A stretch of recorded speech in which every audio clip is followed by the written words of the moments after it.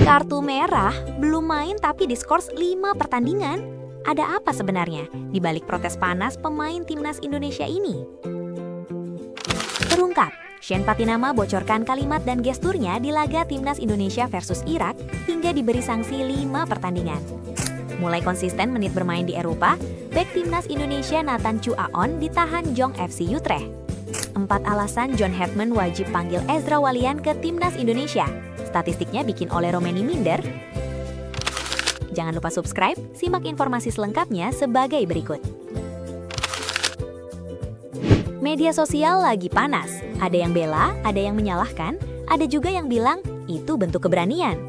Sorotan utama tentu tertuju pada bek timnas Indonesia, Shane Patinama, yang akhirnya buka suara soal kartu merah kontroversial usai laga kontra Irak di putaran keempat kualifikasi Piala Dunia 2026 zona Asia. Pertandingan yang digelar di King Abdullah Sports City, Jeddah 12 Oktober 2025 itu memang menyisakan luka. Indonesia kalah 0-1. Mimpi ke Piala Dunia pupus. Tapi, drama justru terjadi setelah peluit akhir berbunyi. Menariknya, Shane bahkan tidak dimainkan oleh Patrick Kluivert di laga tersebut. Namun emosinya meledak di akhir pertandingan.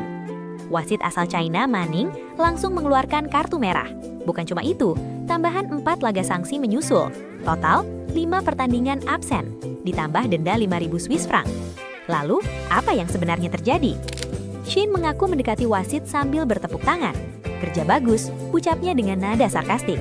Bahkan, ia membuat gestur menghitung uang di depan wajah sang pengadil lapangan. Sindiran keras, tuduhan implisit, emosi memuncak.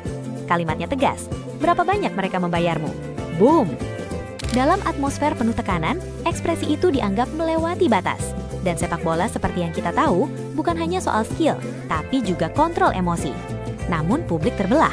Ada yang menyebut itu pembelaan harga diri, ada juga yang menilai itu blunder profesional. Dan di tengah kontroversi itu, satu pertanyaan muncul, siapa yang akan mengisi posisinya? Berbicara soal bek kiri, kabar lebih tenang datang dari Eropa. Nathan Chu Aon mulai menunjukkan konsistensi bersama Willem II di Eerste Divisi musim 2025-2026. Terbaru, saat bertandang ke markas Jong FC Utrecht, Nathan kembali dipercaya sebagai starter dan bermain penuh. Meski sempat melakukan pelanggaran yang berujung penalti, kontribusinya tetap solid. 2 defensive contributions, 1 tackle, 1 intercept, 3 recoveries, rating 6,6. Musim ini, 22 penampilan liga, 1.884 menit bermain, 1 gol di Piala KNVB. Itu bukan angka kecil, itu tanda konsistensi. Dan saat lini belakang Garuda goyah akibat sanksi, Nathan Chu Aon otomatis masuk radar utama. Sekarang kita geser ke lini depan, karena di saat pertahanan diuji, ketajaman juga jadi perbincangan. Nama Ezra Walian kembali trending. Penyerang Persik Kediri ini tampil stabil, 19 laga, 6 gol, 8 assist. Bandingkan dengan Ole Romeni bersama Oxford United, 12 laga, 0 gol, 0 assist. Statistik tak pernah bohong. Ada 4 alasan kenapa pelatih timnas Indonesia, John Hartman, wajib mempertimbangkannya. Pertama, produktivitas. Kedua, pengalaman internasional di era Shin Tae-yong. Ketiga, fleksibilitas posisi. Bisa jadi winger kanan, kiri, atau striker murni. Keempat, eksekutor bola mati. Dan ini krusial, apalagi Tom Hay sedang absen. Ezra bukan sekedar opsi, ia solusi alternatif, variasi serangan, energi baru. Jadi sekarang gambarnya jelas.